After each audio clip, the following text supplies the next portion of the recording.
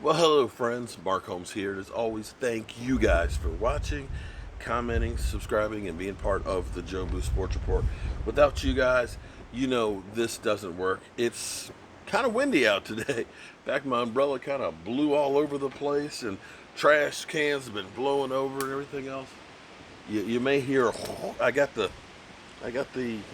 microphone cover on there, the big furry thing, and I just don't know how it works. But hey, it's supposed to work, so we'll see if it works with this wind or not. And don't want to cook my battery here with the fire burning. Oh boy.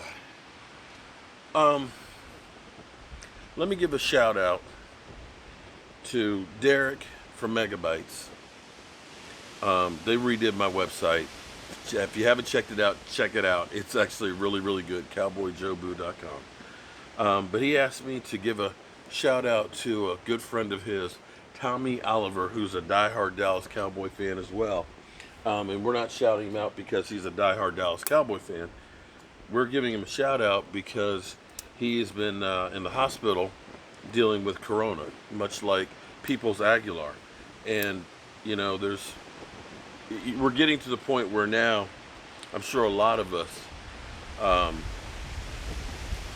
know somebody or knows somebody who knows somebody who's been dealing with the coronavirus. We got things that are happening positive, which is great, but this isn't over by any stretch of the imagination.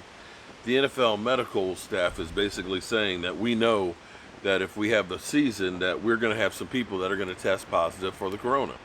And they're going to have to figure out how they're going to deal with that situation and how they're going to try and keep people safe. And I told you yesterday, the NFLPA is investigating ways of basically making a face shield that is with the mask material, the M95 material being used in that, so that way it helps to give another layer of protection.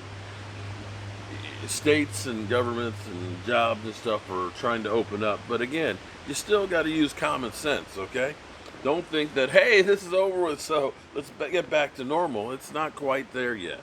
And for me, I'm going to go ahead and err on the side of caution.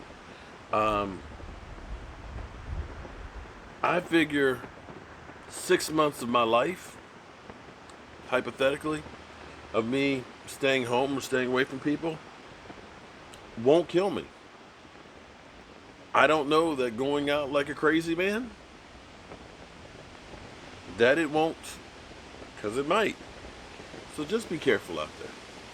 I know it's hard. You want to go see people. I want to see my daughter. I want to go to the Rams game. I want to go to the Hall of Fame. There's a lot of things I want to do, but I just can't right now. But on the flip side, you can see the joy in some people out there. Jerry Jones, back to the office. If you can tell Jerry Jones, he's got his yacht. Now, don't get me wrong. I'm sure he had a great time on his yacht, but there ain't nothing like being there at the Star with the Dallas Cowboys and those 5 Super Bowl trophies. Oh, you wouldn't understand that, would you, Eagles? Would you? Yeah, I've been to your training facilities. It's not like the Star. I'm telling you, it's not like the Star.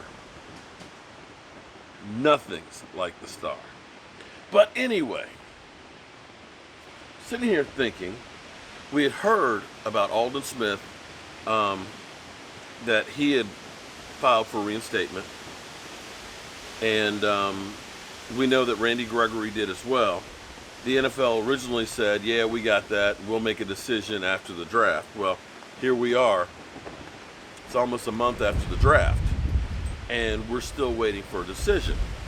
Now, Aldon Smith, he had all kinds of issues, off the field. So I can understand them having to take a little bit of time on that one, because it was a lot of stuff. But the one that gets me right now is Randy Gregory. Randy Gregory.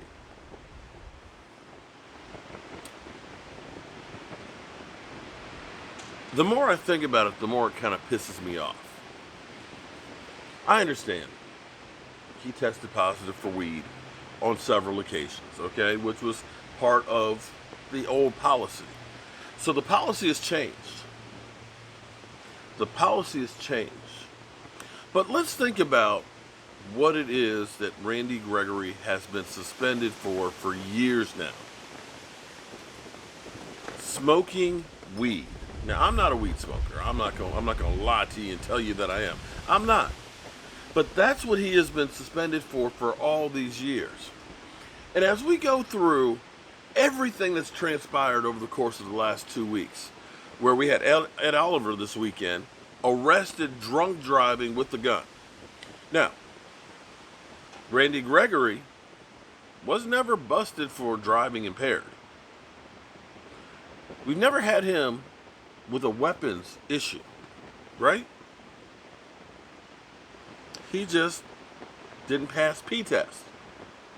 Ed Oliver, I still have yet to see any of those shows that went after my quarterback for working out say anything about Ed Oliver. Much less Quentin Dunbar and DeAndre Baker with the Giants, right? You remember those two guys? They got released from jail posting bond on Saturday. Understand what those guys did. Those guys went to an all-night party, pulled out guns, and robbed the place the next morning. Randy Gregory didn't do any of that. No. He didn't pass P-test.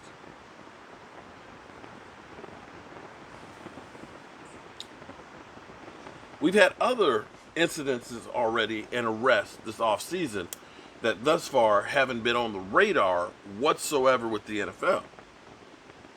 So if the rules have changed on what is banned and what is not banned, and what he got busted for, smoking weed, is it, and these other guys, we haven't heard about the commissioner saying, you guys have to have a meeting with the commissioner, we're investigating it, or anything like that. No.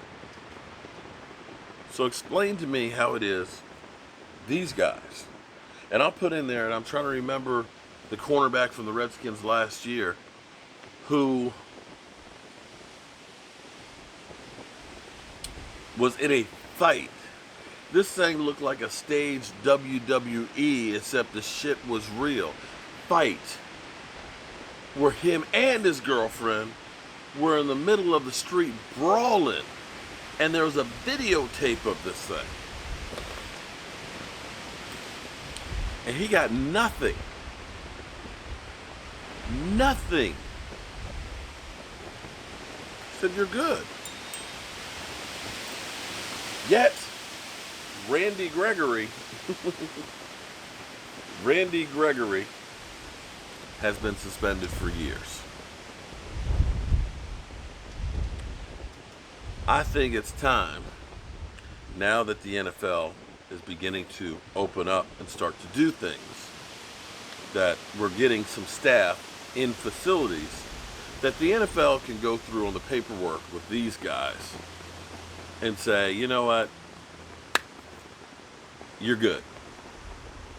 You're good. We're not testing for this. We're turning a blind eye to everything else that's happened retroactively. You guys are good. And let's see what they do on the field. Maybe I'm crazy. Maybe I'm hypocritical. But I'm sorry. I don't see weed as big as pulling guns on people. I just don't. So, that's where we are.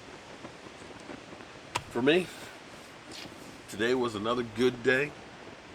We got some more racks that are going out tomorrow. We got some more tomorrow that we'll be putting together that will be going out the next day. And I'm still here. Still alive. And I still got you guys.